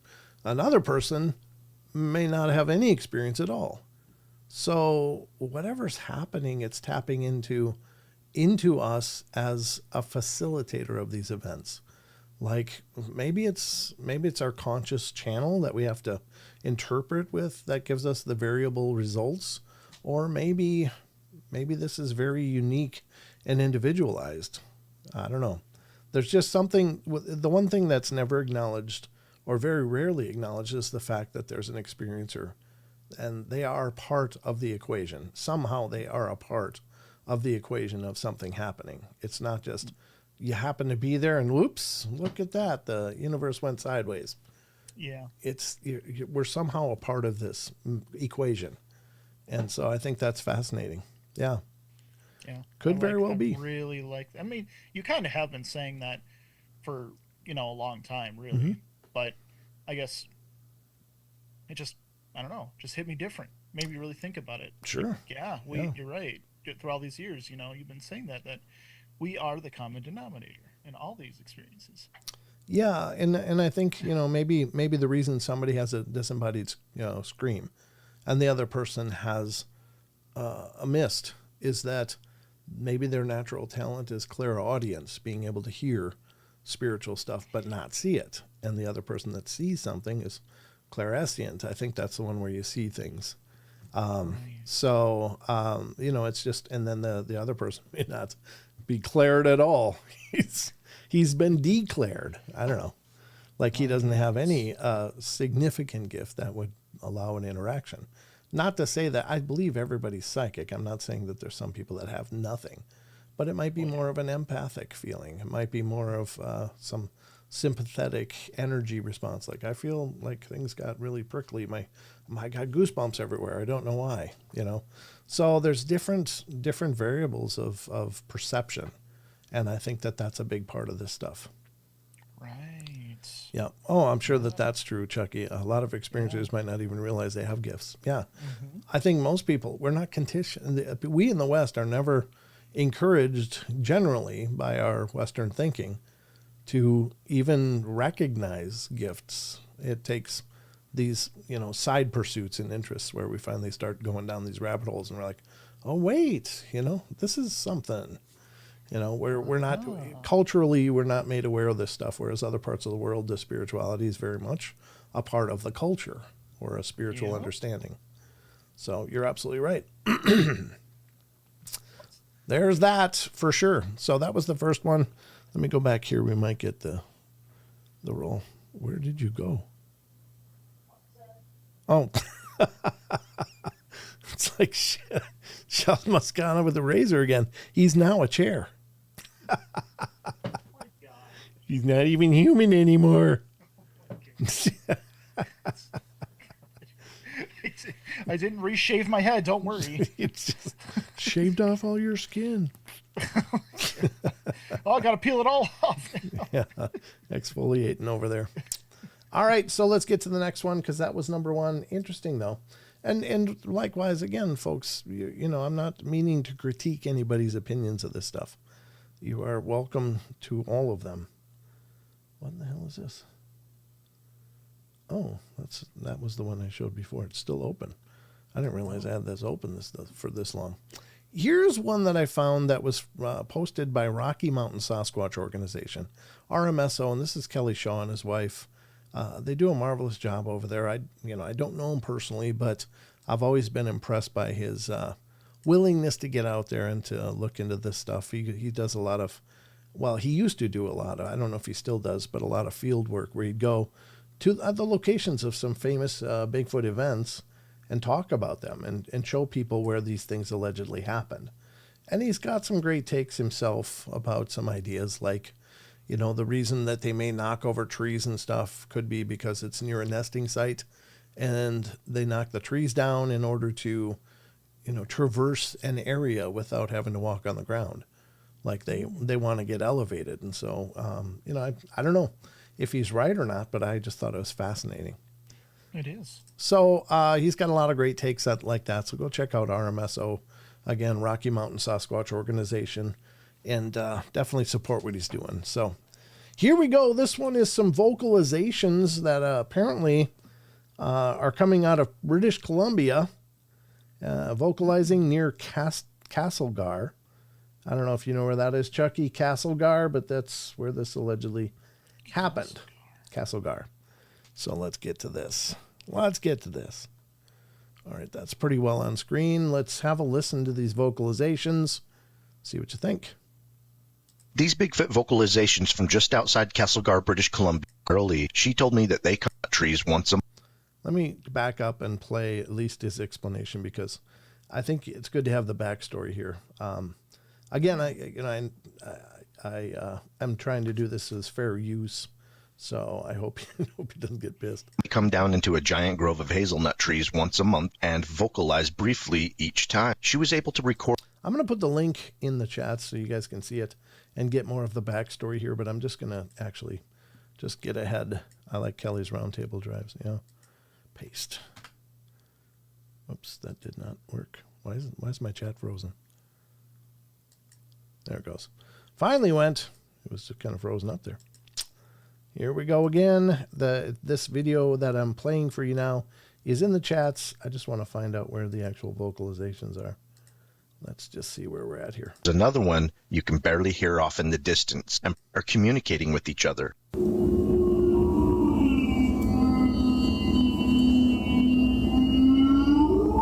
What the fuck is that noise? That cat's like, what?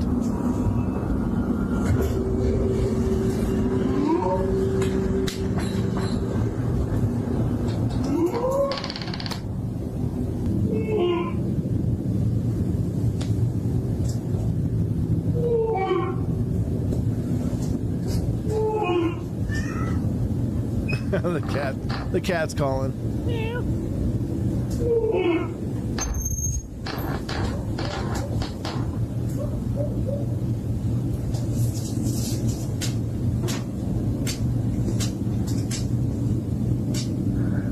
What is that noise?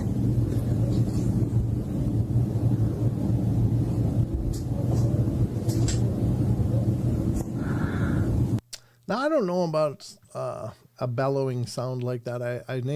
I think that last clip sounded like more like a traditional whoop, like the whoop, like that. But the first one sounded almost like a blue whale, like a, you know. I'm not saying it's a blue whale. I'm not meaning to imply that. What I'm saying is that's a vocalization that I've never heard attributed to Bigfoot before, but I don't sit and comb through sound files of Bigfoot either. So that may be not atypical. It's just unusual for me. But I think it's potentially some great captures. Again, I'm going to try to line it up with the actual video. We'll listen through them again, and then we'll weigh in and see what you guys think. I'm just trying to get to the beginning here. I guess it was only 20-some seconds. Here we go. Here we go. Communicating with each other.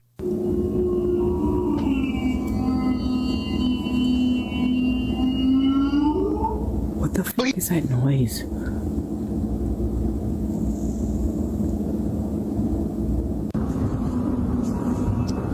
So that first one did sound kind of like a blue whale kind of sound.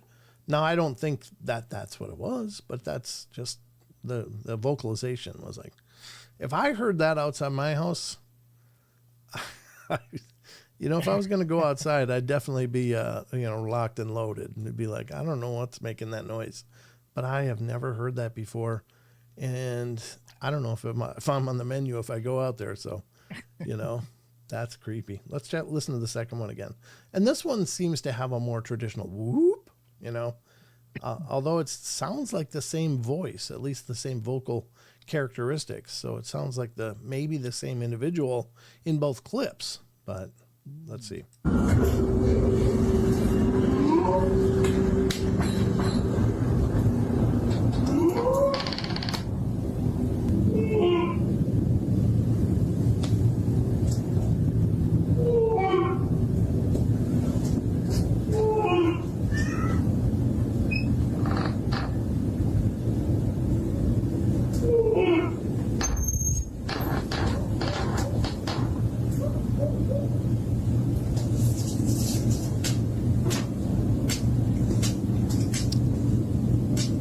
I also find it interesting how that pinwheel was like sitting totally still or just a little bit of movement, and then suddenly was kicking up like, whoa, whoa, whoa. So anyway, what is that? It's like in a shed. I mean, that's like a lattice work of, that crisscrossy wood strips that create like a fence. I mean, the spinny thing. Pinwheels, like those little, like kids carry around those little sticks with the finned things that they run and they spin. That's called a pin. That's what I thought it was. I was double checking. Yep. That's a pinwheel. Okay. But the sounds are strange. Again, the one sounds like a whoop. Sure. I'm familiar with that. You got every intro of Sasquatch Chronicles, you hear the whoops that were recorded. I don't know. The other ones are more atypical to me. But again, I'm not claiming to have a full, robust knowledge of Bigfoot vocalizations. Maybe for those of you out there that do, that maybe makes more sense.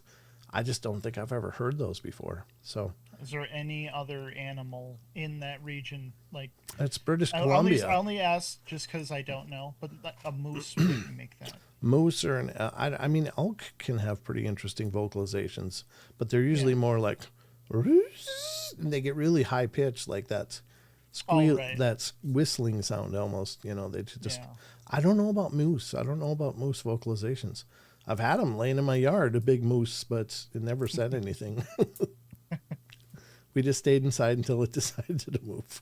I was walking Minion to the school bus last winter, and we got to the end of the alley, and right across the street, which is a little, in-town street, standing a moose. It's like, oh, God. But he saw us, we saw him, and then he kind of just walked a different way, and I was like, well, thank God. Because if you may or may not know, ladies and gentlemen, I'm not the most athletic guy in the world. So running from a moose. If a moose decides to end you, there's not a whole lot you can do. He's kind of done. I would do as much as I could, though. I mean, he's going to have to work for it. I don't know how hard he's going to have to work for it, but I'm not going to just go, okay, you can stomp my head now. So, yeah. But I don't know if moose have those kind of vocalizations or not. Moose can almost bark. Lots of grunts and wails, Chucky says. Okay. But so, I mean, what do you think? 1, you think those are Sasquatch vocalizations? Or 0, you think it might be something else? Let me know. Let us know in the chat. It's time for a chat poll. What do you guys think?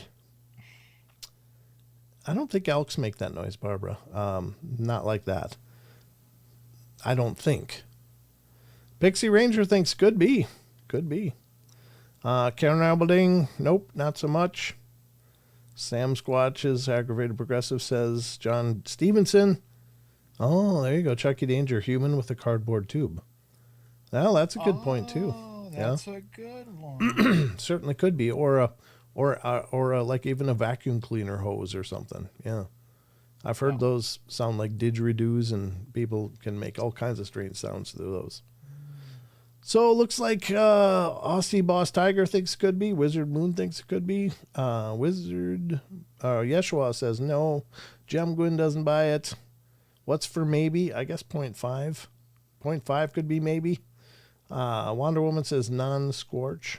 Squatch, yeah. Rachel's not buying it. First one, 0. Second one, 1. Okay, so the second one you think could be. Yeah. It's so difficult. It does have the same tone, though. We don't know all the noises Sure. that a Sasquatch can make, like you kind of implied. But this isn't a test either. I mean, I'm not grading people's responses or, well, everybody was wrong. You guys suck. I mean, I'm just curious what you guys think. That's what this segment's all about. True. D says 0.5. Okay, Ghost of Hawaii, nope. Phil's not buying it. Cryptical Crossroad thinks it could be. And I think it could be too. I just have to say those are very unusual vocalizations from what I've heard, which is limited, but not impossible, but not likely either. Yeah.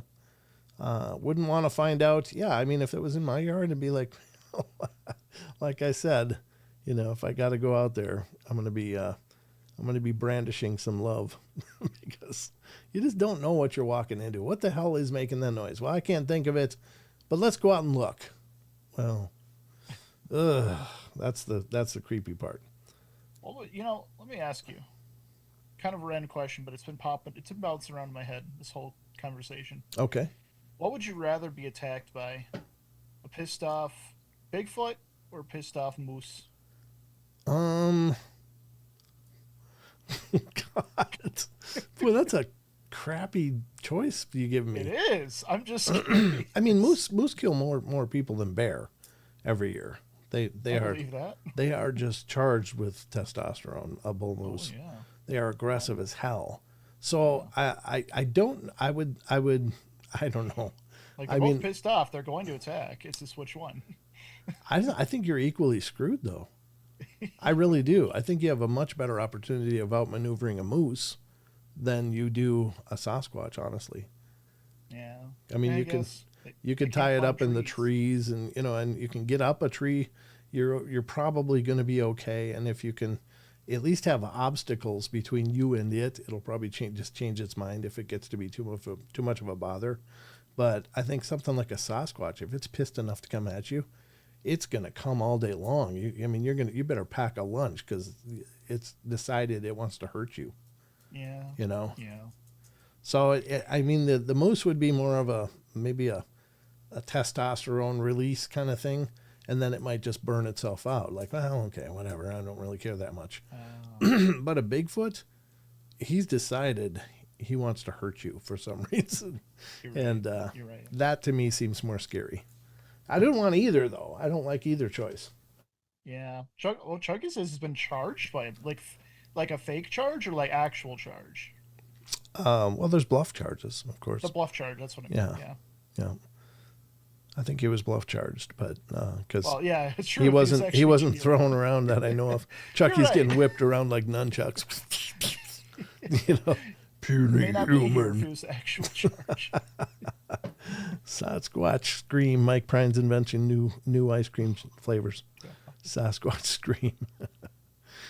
I don't know if that's where he was going with it, but yeah, interesting stuff. So thank you all for voting. There is a chance you can reason with a Bigfoot. Yeah. I mean, if it has an emotional intelligence, sure. That's true, too. That's another true, too. Yeah. All right. Well, let's get to the next and probably last part because we do have to hit some cryptids. Actually, maybe I'll just hit a cryptid story now and finish up the other ones. We took a while. Yeah, well, these things, there's a lot to discuss about these, and it's nothing in this show is carved in stone. Like, I got to do this and this. I mean, it's my show, so if I don't feel like covering something, I ain't covering it. Hear me? No, I mean, I love covering all these segments, but I do have a lot of fun with what the hell is that? I think it's more interactive and it involves the audience a lot. And I think that's fun. Yeah. All right, so we're gonna hit the cryptid corner, ladies and gentlemen, because that's just what we do. We're heading into the abyss of strange creatures. unknown or unwelcome by science. This is the Cryptid.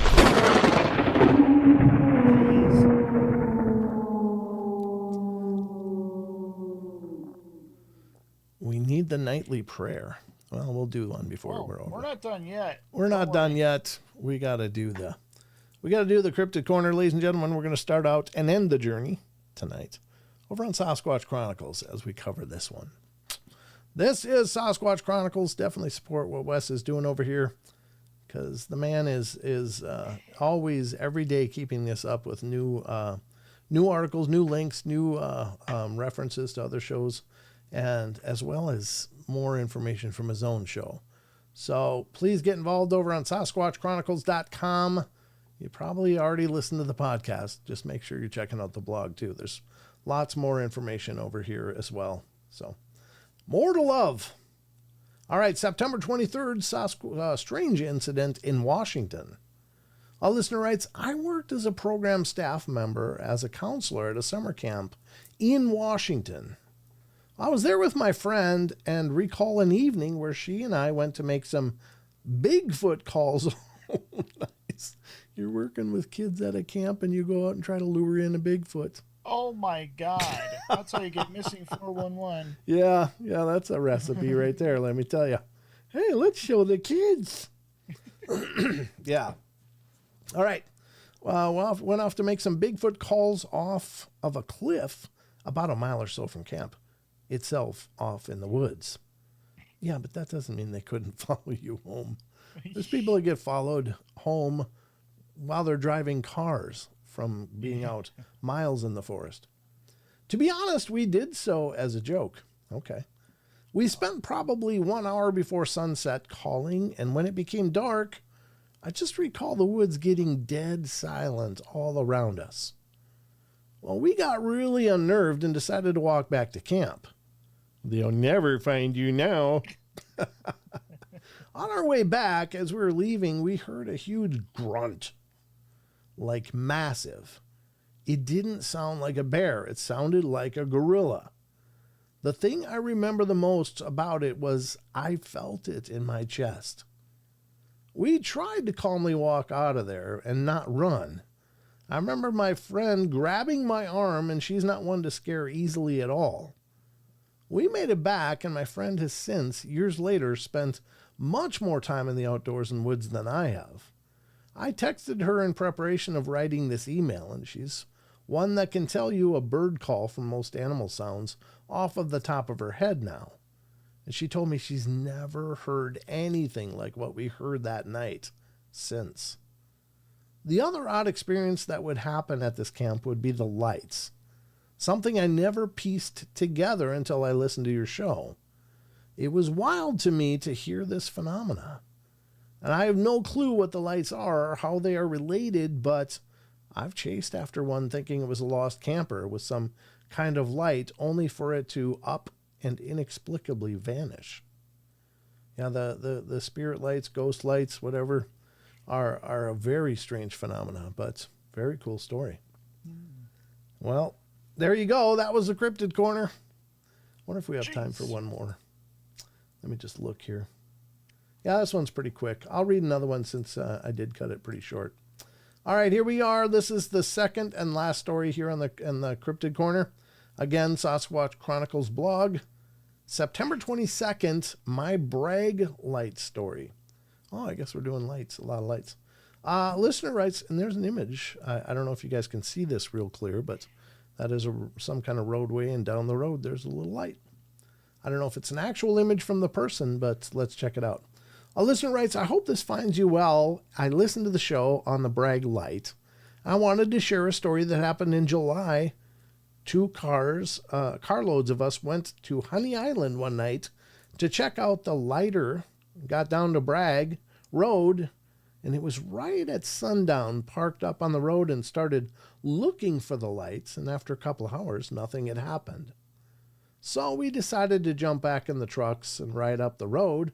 As we got to the Saratoga end of the road, I looked in the rearview mirror, and it was behind us a long ways. So we get turned around and was just seeing We was just sitting there in awe watching it when one of the people said, "Let's roll at it." Good idea. So I stepped on the gas pedal. The faster we went, it was like the faster it went. Then as fast as it showed up, it was gone. So we stopped, got out of the truck, and started looking all around for some hollered look for it. Some hollered, "Look out in the woods to the left." There it was again, slowly moving towards us.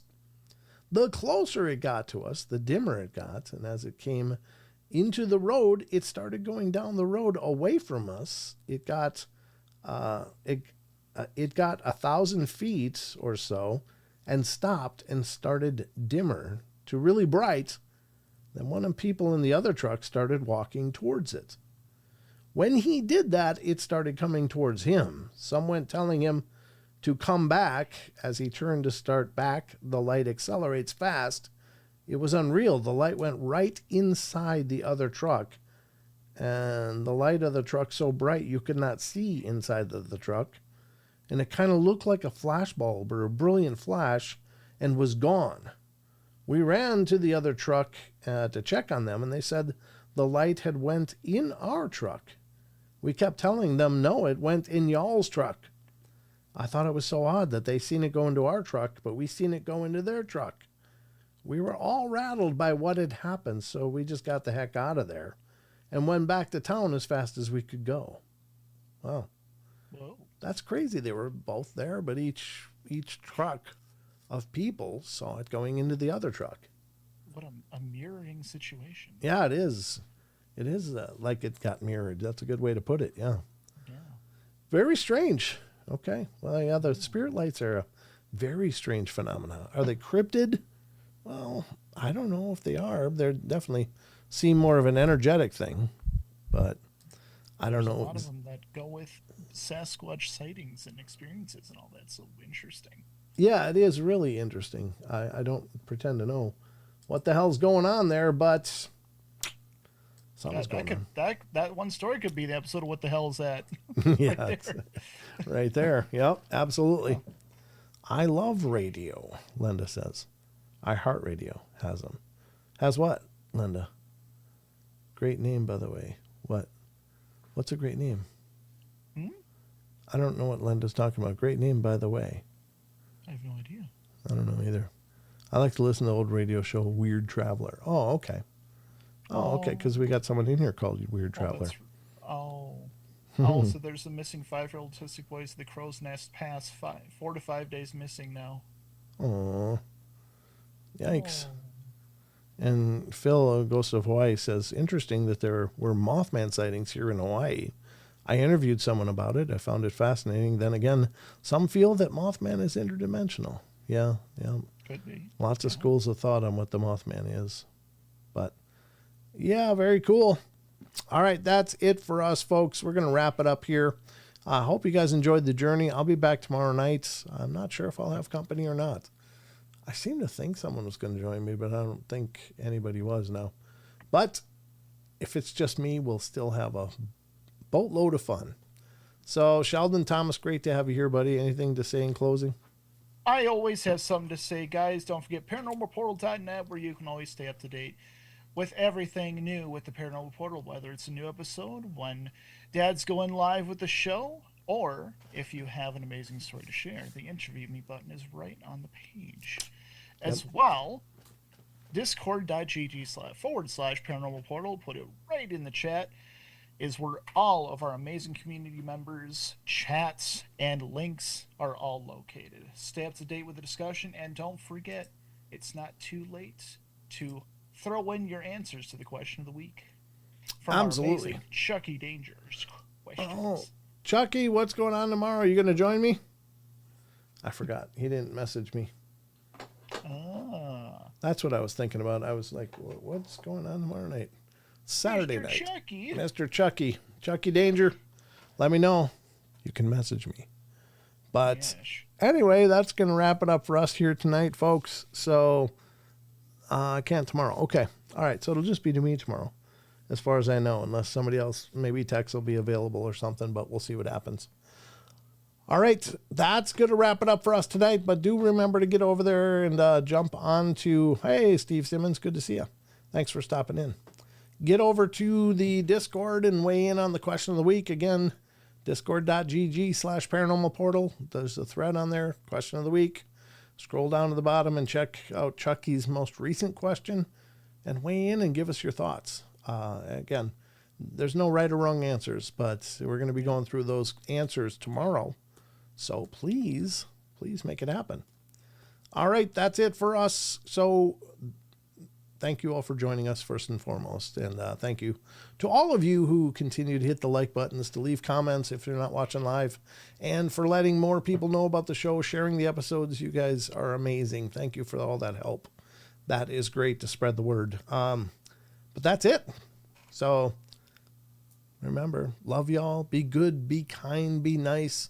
Take care of each other, help each other out. Find the magic in every day and remember to laugh as much as you can. And I'll see you tomorrow night right here on the Paranormal Portal. So good night, everybody. Good night. Love you, mean it. Y'all take care of yourselves. Good night.